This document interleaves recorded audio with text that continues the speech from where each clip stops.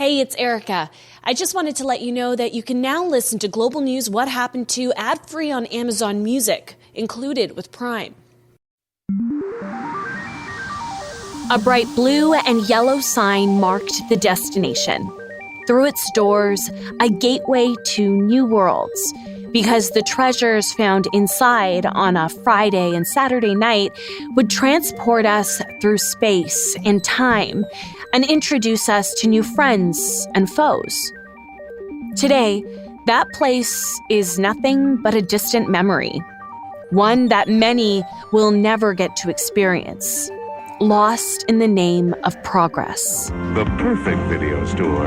Welcome to Blockbuster Video. Is popping up all over the country. There's one near you. Blockbuster Video. Wow, what a difference. I'm Erica Vella, a journalist for Global News. And today we travel back in time to find out what happened to Blockbuster.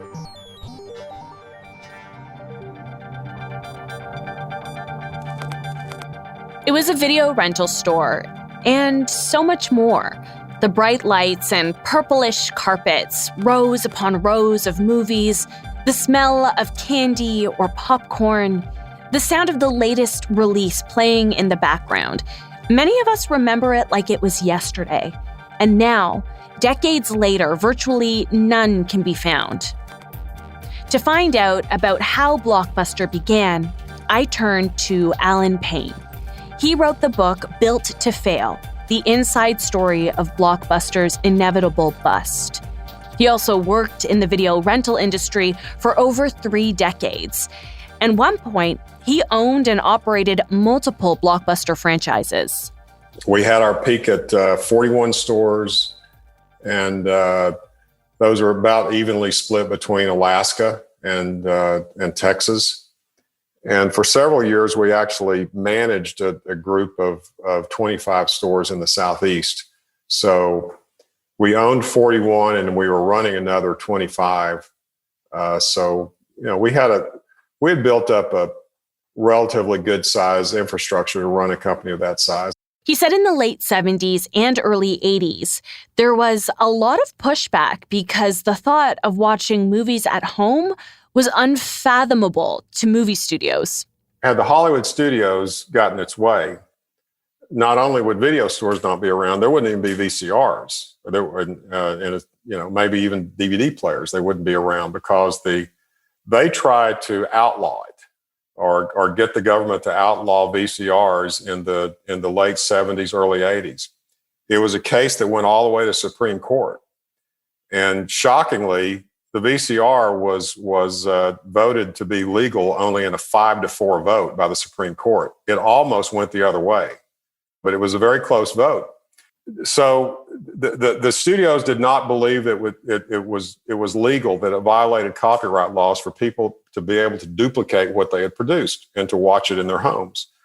When video rental stores got going, they lobbied Congress to outlaw the video store, but that never got to a vote. And so in all those years that the industry was developing, there was question as to whether or not it would even be legal.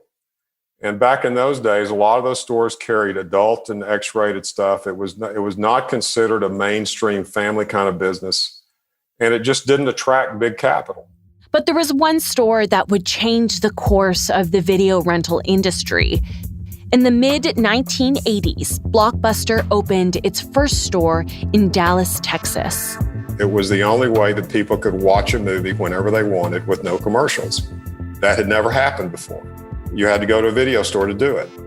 And Wayne Huizenga recognized the potential of it. When he got into the business, it was about a $3 billion industry.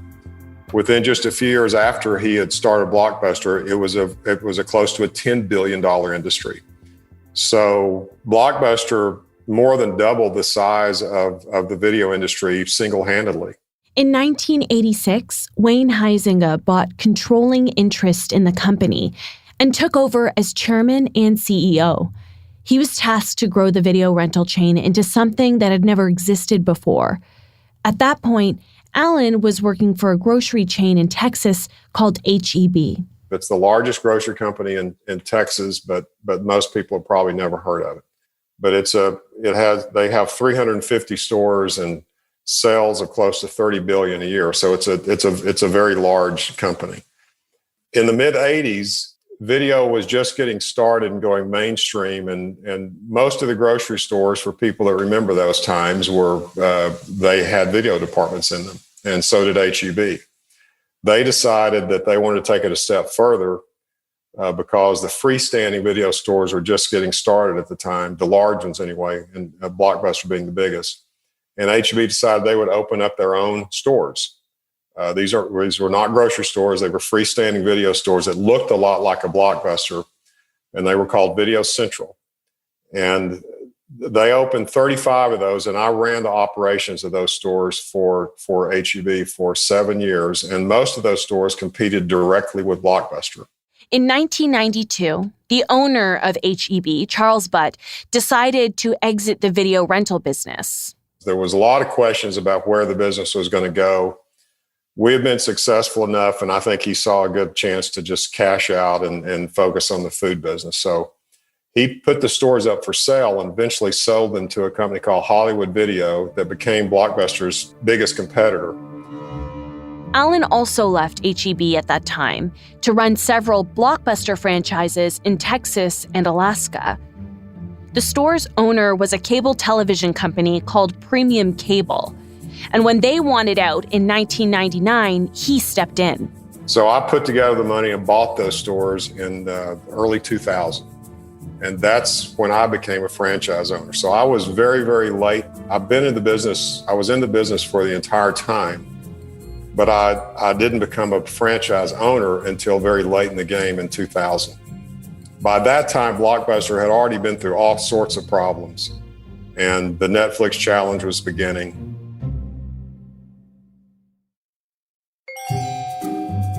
For many, Blockbuster's demise could easily be blamed on Netflix. I'll be honest, I thought that was the case too. But I spoke with many people for this episode who say that simply was not the case.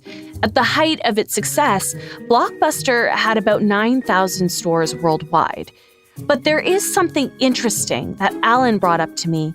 These weren't just franchises. There was about 5,000 Blockbuster stores in this country, and about 1,200 of those were franchise owned. Blockbuster was not a traditional franchise company in that it had a lot more corporately owned stores than it did franchise stores. Blockbuster looked at franchising completely differently. They wanted to own most of the stores, and they used franchising to help ramp up growth or develop markets that they weren't particularly interested in.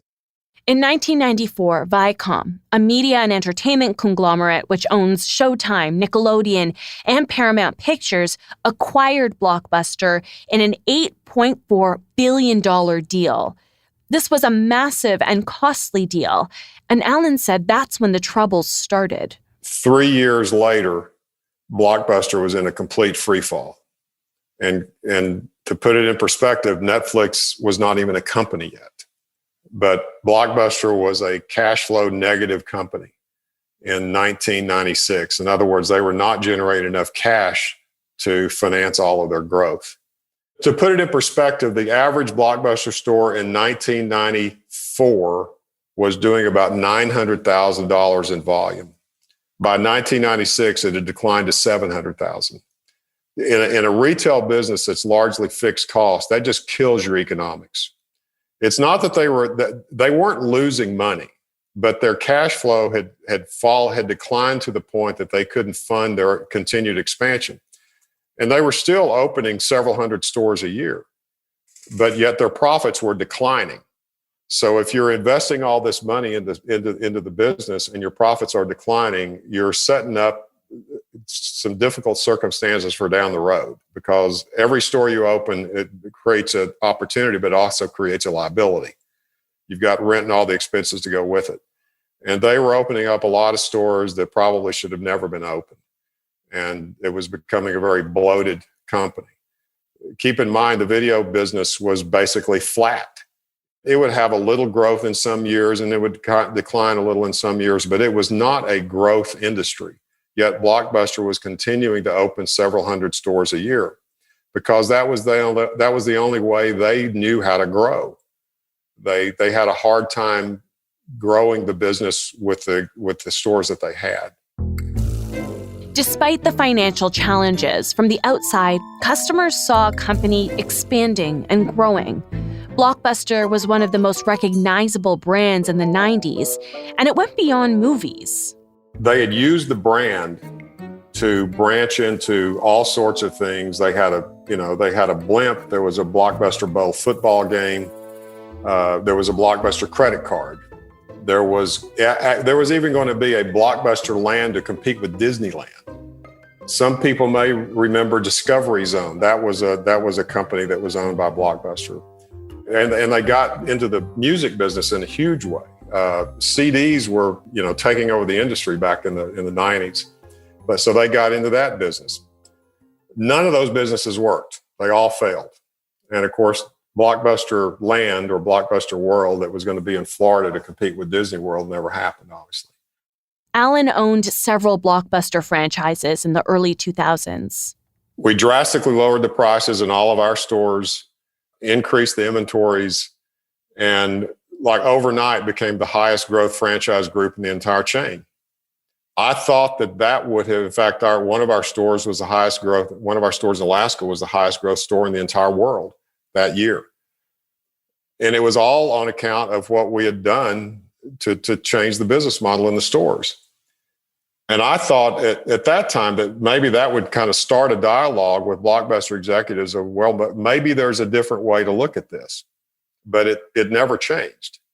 I never had a legitimate discussion about the business model with a Blockbuster executive. Never. They weren't interested.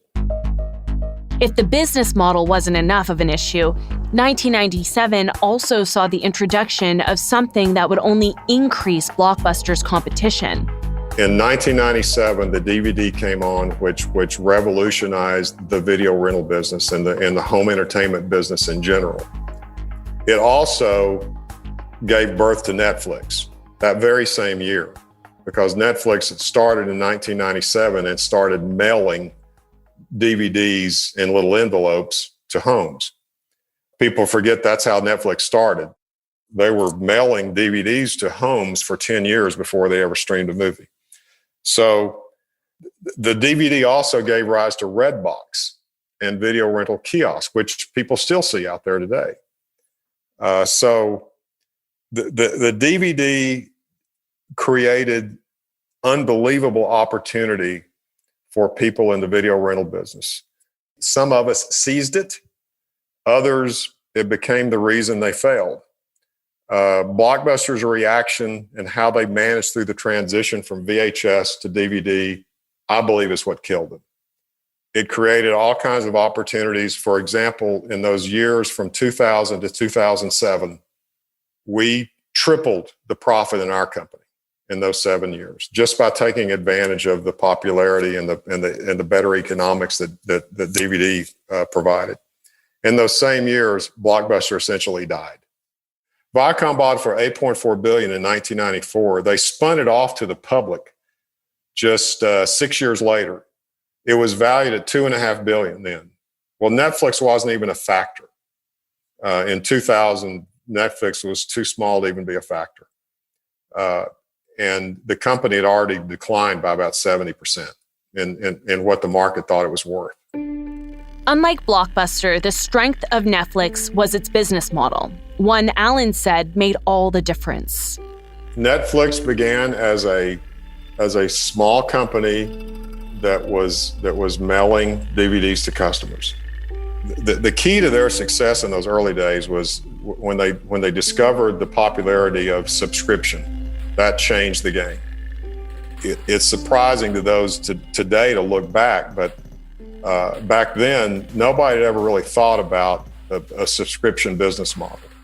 Netflix kind of did it out of necessity. It was the only way they could figure out a way to attract customers, because just mailing individual DVDs through to customers through the mail, they did that initially and it didn't work very well.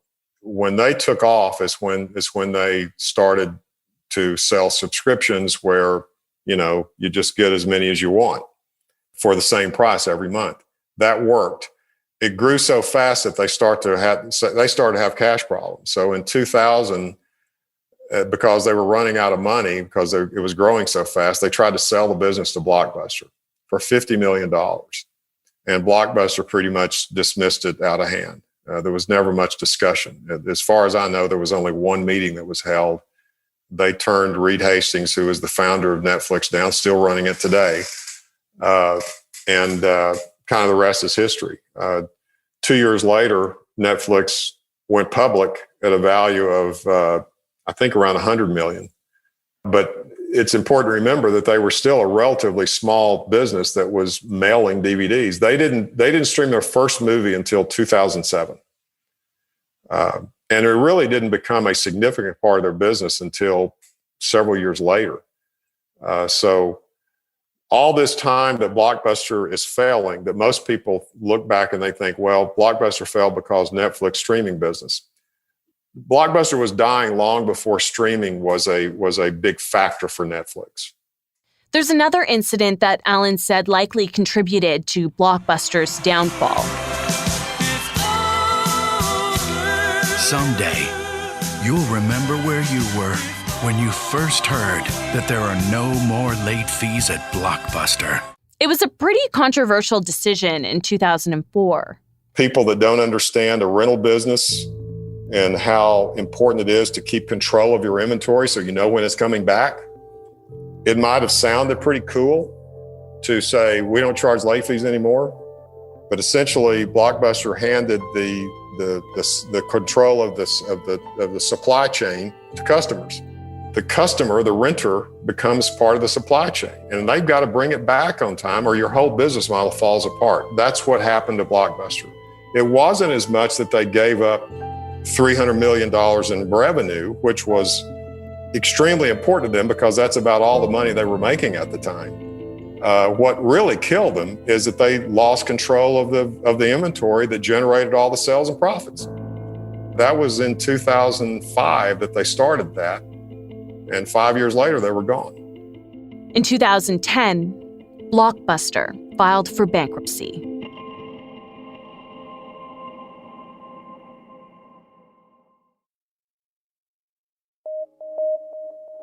I wanted to understand what was happening when Blockbuster made the move to file for bankruptcy. I spoke with Tom Casey. He was Blockbuster's chief financial officer in 2007. Tom said even before he joined Blockbuster's executive team, he had his own gripes with the company. Well, Blockbuster was the 800-pound gorilla that behaved that way towards both consumers and actually the companies it was acquiring. It was really a roll-up of a lot of independent movie rental stores. And so as a customer, though, I observed the ridiculous late fees that made no sense. And it would make me angry, and then I'd have to argue, and then they would take off the late fees. And why do they have to stress me out? Why can't they just have a reasonable program? So I felt bad for people who didn't protest, who just simply paid the fees, and that doesn't make any sense. But those people walk away disappointed. He was aware of the financial hardships Blockbuster was facing. The company did have a lot of debt on it, and that was put on by Viacom, the controlling shareholder, in 2005 when they did they spun off the company and did a dividend recap and took cash out of the company. So that burdened the company with a lot of debt. That combined with the way in which late fees were eliminated, so went from one end of the spectrum to the other, really charging too much to charging too little, and disastrous results. I don't think that was particularly well executed. The combination of that debt and that reduction in cash flow really did imperil the company from a financial point of view. Tom agreed with Alan. The removal of the late fees really hurt Blockbuster. Basically took the cash flow of the company, as we call it, EBITDA, from $700 million down to basically a third of that. So it really was a massive body blow to the cash flow of the company, in essence. So that combined with the debt, a ratio of $1.2 billion of debt on less than $200 million of cash flow is a dangerous place to be. That's creates financial risk. Not only that, there were debt maturities that were coming due at a bad time. However, this all happened before he came into the picture. Blockbuster was absolutely innovating. In some ways, I think innovating more than Netflix at the time. We were both in a race to drive subscribers. We both saw DVDs going away, new technologies evolving. And the question was, how could we stay relevant and grow in that environment? And so we were both in a race to drive subscribers, and we felt that we had an advantage that we could offer a customer the option to access media in a store, by mail, as Netflix was doing, or digitally, and do that either on a subscription basis or rental or purchase. So it's really the ultimate in convenience was our goal. And we felt that, and it was true, I think, that our platform was superior. That together with the brand is a powerful offering for the consumer, as opposed to Netflix, which didn't have stores. And our stores ultimately became a liability because the technology didn't require them. But financially, they weren't really a liability because they were relatively short-term leases that could just be, not renewed. And so we could work our way out of the stores. He says Blockbuster was looking to get into the digital space. So we bought MovieLink in 2007. It was really, in those days, digital offerings were really not that great. It was really because it's all about when the studios will allow their content to be available digitally, and it's digitally for purchase, digitally for rental.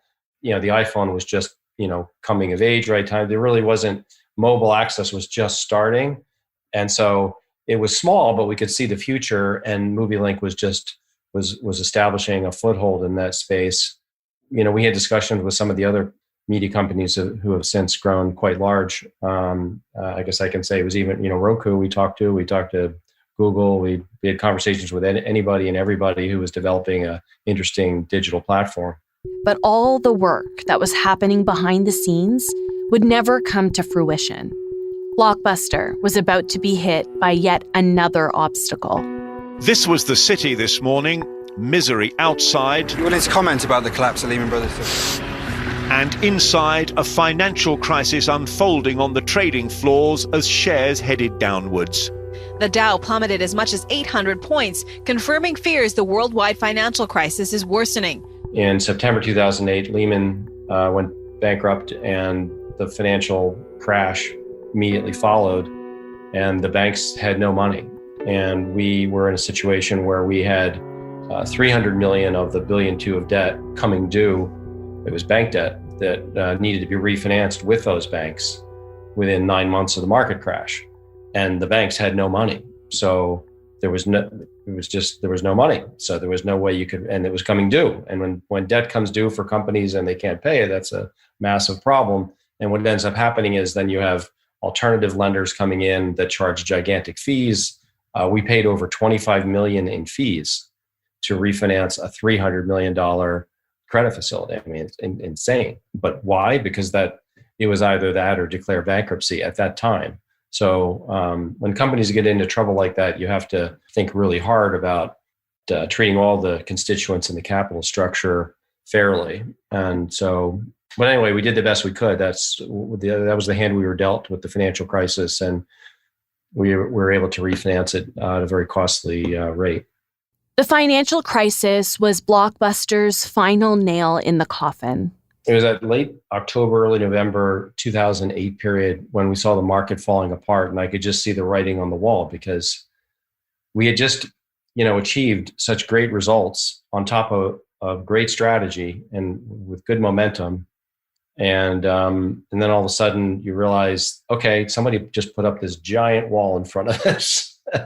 Right? I mean, that's really the essence. And it's like, oh no, like that just took all the air out of the balloon or whatever the right metaphor is. It just, just like now you just see that, okay, this is not going to be the growth trajectory that we were all, excited about. This is going to be, all back full. The restructuring cabal piles on, fees to lawyers and bankers and fix the debt. Meanwhile, Netflix will grow and we're stuck, so. I just remember the mood of all of us, changing quite a bit, knowing that, this is we're just moving the deck chairs around the Titanic or whatever the metaphor is, it's a sinking ship. It's not there's no way to save it. In 2011, Dish Network bought Blockbuster at auction for $320 million, but it hasn't done anything with it since. Meanwhile, one by one, Alan saw several of his Blockbuster stores shut down. Well, it happened over a long period of time, so I don't think it really hit me until right at the very end, because we were so busy trying to, we were still profitable when we closed the last store, so it's not like we were, on a rush to close it before we all went broke. 2018 saw Alan close his last stores. And I remember when I made my last trip to Alaska, and I went, we got the last two stores closed, or they were about closed. And I remember going to the airport to leave and thinking I was walking in that airport for the last time to do that, at least on business anyway. And when I sat down to wait for the flight, I said, boy, when I leave, this is it. I'm not coming back. And I think that was the first time it really hit me. It hit me really hard then, because I knew that was the end. For Alan, it was a devastating loss. But it wasn't just him and his employees. It was such a way of life for most of the American and Canadian population. I mean, over half of the households in the U.S. were in a video store every week. I mean, it was that big of a deal. So would some of those stores still be around today had it been managed differently? There's no way to know, because Blockbuster fell before its time, so it never even got an opportunity to compete in the more modern world. I mean, it sounds archaic for somebody to want to go into a store now to go rent a movie, but for the people that were doing it back then, they know that when done right, there was something magical to going into a video store and seeing all those movies in the store and being able to talk to people about it and picking out what you wanted and go home. In some ways, it was more efficient, because now, in order to have access to all the product out there, you've got to subscribe to multiple streaming services, because it's all carved up now. In those days, we had it all. It was all in a video store. So you might be wondering, are there any Blockbusters left? To answer that, I gotta take you to Bend, Oregon, where Sandy Harding lives with her family. So growing up, my aunt had a video store. So I definitely have been exposed to the movies, and I kind of laugh sometimes. I remember our first VCR that we had at home that still had the cord attached to the remote, so you couldn't get very far away from the VCR because, the cord was only so long. But no, I remember watching movies at home when I was a little kid, VHS tapes. Somehow, video stores kept finding a way into her life.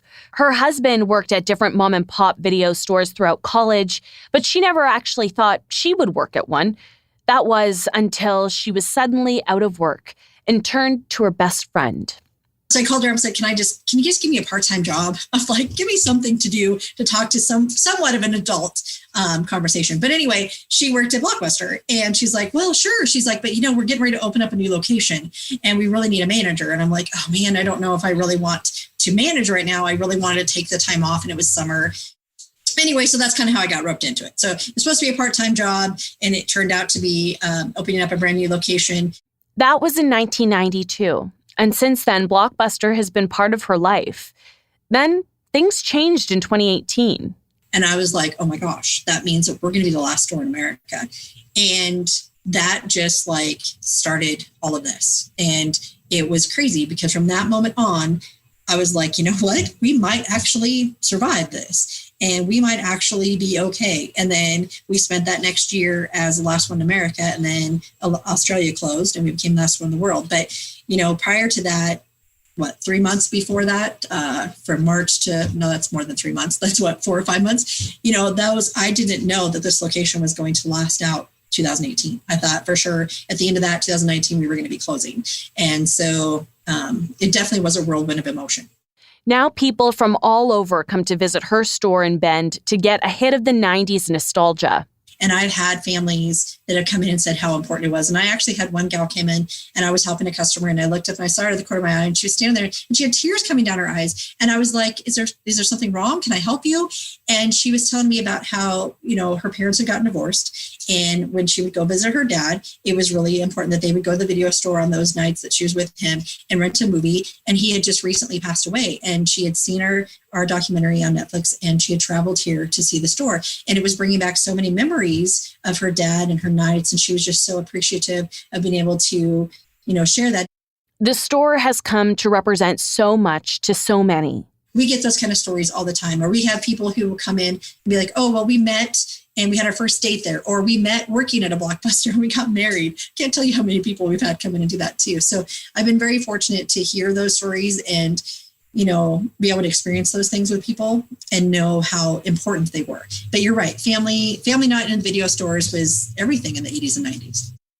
Having something you can grab a hold of, I think, was the one thing that people ask me all the time with Netflix and streaming and services. And, that was great. That was the new big thing. But people really miss the opportunity to come in and hold on to a movie and walk around with it. And I think that that's what we see a lot of people coming back to do now, too.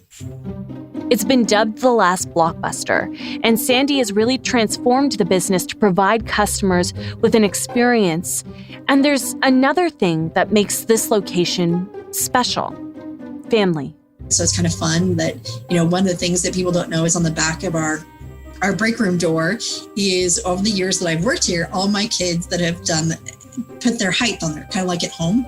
And so if you walked in and looked at the back of our door, you would see everybody's names and their little line. And so now I'm starting to get the grandkids, the young ones coming in, and the kids that work for me now, their kids are coming in and standing at the door, and we're marking their height on there, and we're kind of waiting for them to get old enough to come work for me. But yeah, no, it's definitely a family business. As Alan and Tom mentioned, many things contributed to Blockbuster's eventual demise. But I asked Alan, what lessons can we learn from all of this? Blockbuster is a classic example of so many startups they find big success early on because they seized on an idea that nobody else has seized on. And that can take all kinds of different forms. But Blockbuster, under the leadership of Wayne Huizinga in those days, did an absolutely brilliant job of seizing an opportunity so fast that nobody could keep up with them. But they never made the transition from a startup to an operating company. I don't know if there's one thing. I just think it was a series of events over several years where Blockbuster had lots of opportunities to really transition from ultra successful startup to, okay, now we got to start grinding it out and paying attention to competition and learning how to run our business better. And Blockbuster never was that company. Even to the day they shut their last store, they were never that company. I brought that same question to Tom Casey. It was a ubiquitous brand that had a lot of positive attributes and meant a lot to a lot of people. There were hundreds of millions of Blockbuster cards printed.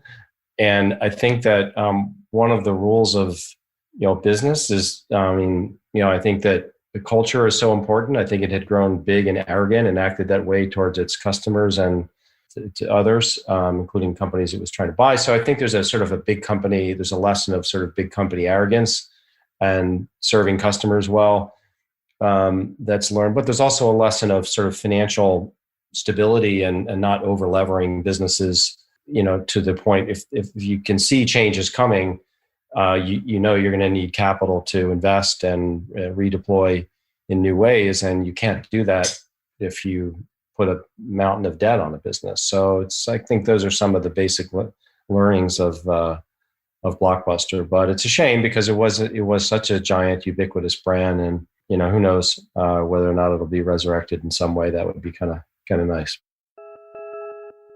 For Sandy and the last Blockbuster, survival has been tough.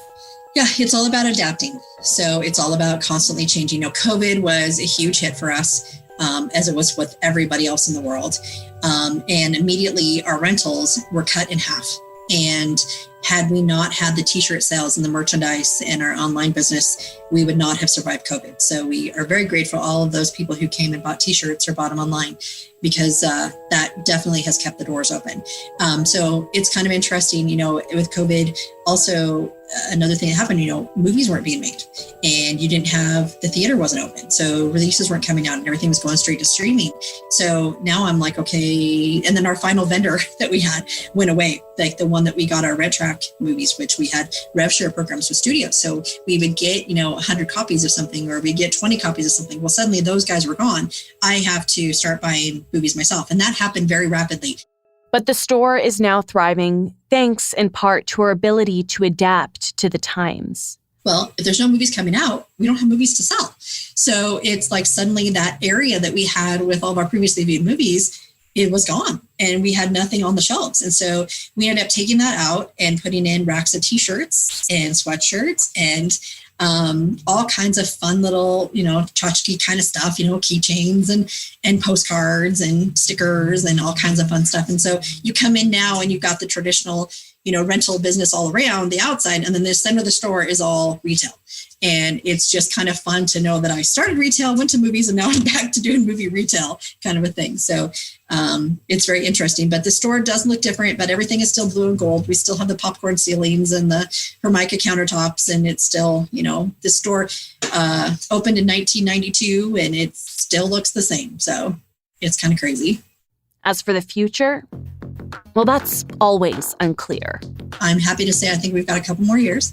But I think that I want people to remember that when you pour your heart and soul into something and work together as a family, and I mean, it's not just me. Again, I said earlier that I get to be the face of the store, but it's definitely not just me. It's a team of people behind me that make this happen every day. But when you work hard together and you have it's just about hard work, dedication, and being able to adapt that really can make wonderful things happen. And being a part of a family and treating people, not just your customers and your employees, but everyone, your community, when you treat them all like they're special and important to you, and you don't get so greedy with the money and the different things behind you, and you just keep working forward as a positive, good place to be, good things will happen. And I hope that's the legacy we leave, that good customer service and hard work and dedication can persevere. Thank you for joining me this week. Global News What Happened To is written and produced by me, Erica Vella, with producer Dila Velazquez. Our audio producer is Rob Johnson. Also, thanks goes to Drew Hasselback, supervising national online journalist for Global News. Let us know what you thought of this episode, and please share it with a friend. It will help us grow the show and bring you more incredible stories. You can also help us out by giving us a 5-star review on Apple Podcasts or wherever you listen. You can also reach out to me personally. We are always looking for stories, so if there's a news story you want us to revisit, you can reach me on Twitter at Erica Vella or email me at erica.vella@globalnews.ca. Thanks so much, and we'll see you next time.